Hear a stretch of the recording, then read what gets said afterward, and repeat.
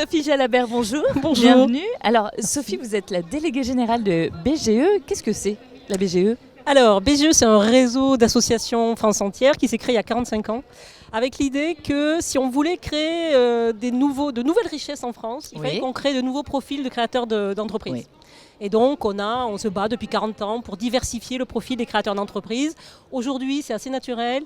Il y a 45 ans, ce n'était pas une petite gageure. Voilà. Et donc, on avait des chefs d'entreprise qui étaient essentiellement des hommes qui héritaient de l'entreprise de leur père, souvent. Oui. Alors, il y avait quelques innovations, bien sûr. Et donc, nous, ça fait 45 ans qu'on essaie de trouver d'autres profils qui peuvent créer des entreprises. Il y a plus de femmes maintenant aussi. Et l'histoire nous donne raison, puisqu'en 2022, on a 120 000 personnes. On a 550 implantations à BGE, France entière. On a 120 000 personnes qui sont venues nous voir en disant j'ai envie, parfois j'ai besoin aussi. Oui. Et là, nous, on a 57% de femmes, on a des personnes en situation de handicap, on a des personnes en difficulté sociale.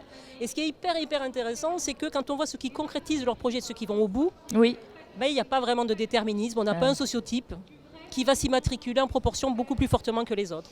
Et ça, ça veut dire qu'on avait quand même à peu près raison il y a 45 ans. Et ça nous rend plutôt joyeux. Et ça motive en plus. Mais oui, ça, c'est la raison d'être. C'est lutter contre certains déterminismes sociaux, voir comment l'entreprise... Ça ouvre les champs d'horizon. Oui, qu'est-ce qu'on peut créer de nouveau. Et puis aujourd'hui, l'entreprise elle a des responsabilités. Oui. Encore plus qu'avant, certainement, avec les enjeux notamment climatiques. Et donc, on travaille beaucoup avec les entrepreneurs, ce qu'on appelle leur colonne de valeur. C'est-à-dire pourquoi ils font ça. Et derrière, je pense qu'on va reparler, il y a des enjeux de modèle économique quand même sur leur entreprise. Ah bah alors parlons-en tout de suite.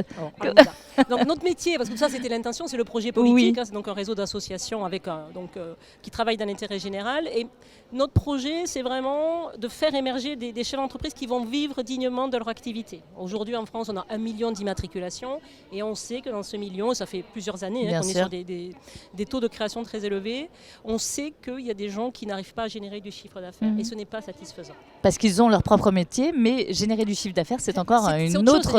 Il y a un sujet fondamental, c'est le client. On a souvent des gens qui viennent nous voir en disant j'ai besoin d'argent ou sur quel statut je m'immatricule. C'est des bonnes questions, mais ce n'est pas du tout les premières. La première question, c'est qu'est-ce que je vais vendre à qui ? Et encore plus important, pourquoi ? Oui. Pourquoi ? Parce que ça permet de convaincre, ça permet d'embarquer, ça permet d'avoir des argumentaires un peu puissants. Bien sûr. Pourquoi je veux vendre ça à cette personne, surtout dans la période actuelle, est hyper important. Et nous, après, sur ce pourquoi et ce couple offre-client, on va travailler sur le modèle économique. C'est-à-dire, est-ce qu'il y a une réalité économique ? Et puis, autre élément dont on va beaucoup travailler aussi avec les entrepreneurs, c'est la compétence. Parce que nous, notre enjeu, c'est que les entrepreneurs soient en capacité de décider. Parce qu'un entrepreneur, tous les jours, ça décide. Et donc, il faut que l'entrepreneur il soit en permanence en capacité de faire des choix. Et faire des choix, souvent, c'est savoir. Et savoir, c'est avoir certaines compétences. Et donc, on investit beaucoup sur les compétences des entrepreneurs, avant création et après création. Parce que souvent, après création aussi. Quand les gens viennent nous voir, ils disent non, c'est bon, ça je sais faire, je vais me débrouiller, vous inquiétez pas. Voilà. Et puis, une fois qu'ils y sont dans l'histoire, là, ils se disent c'est quand même un peu plus compliqué. Fidéliser la clientèle, retrouver ma marge, travailler sur le bon couple prix-produit. En réalité, il y a des nouveaux enjeux à chaque étape finalement. Voilà. Et donc on travaille ça avec eux, les stratégies de réseau, la relation au territoire, voilà. Mais surtout, réalité du modèle économique à travers la vision prix clientèle et compétences, ça c'est vraiment nos leitmotifs.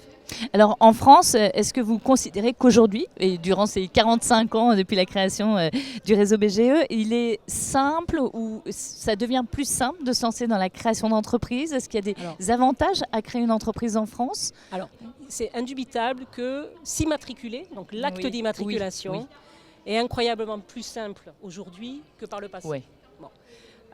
Mais s'immatriculer ne fait toujours pas le modèle économique. Mais ça, on le voit après. Donc, ce que disent nos entrepreneurs, on fait plein d'études là-dessus. Sur la dernière étude qu'on a faite, on a 63% des entrepreneurs qui disent c'est plutôt facile de s'installer. Oui. Et on a 67% des entrepreneurs qui disent c'est plutôt compliqué de faire perdurer mon activité. Donc, aujourd'hui, créer son entreprise,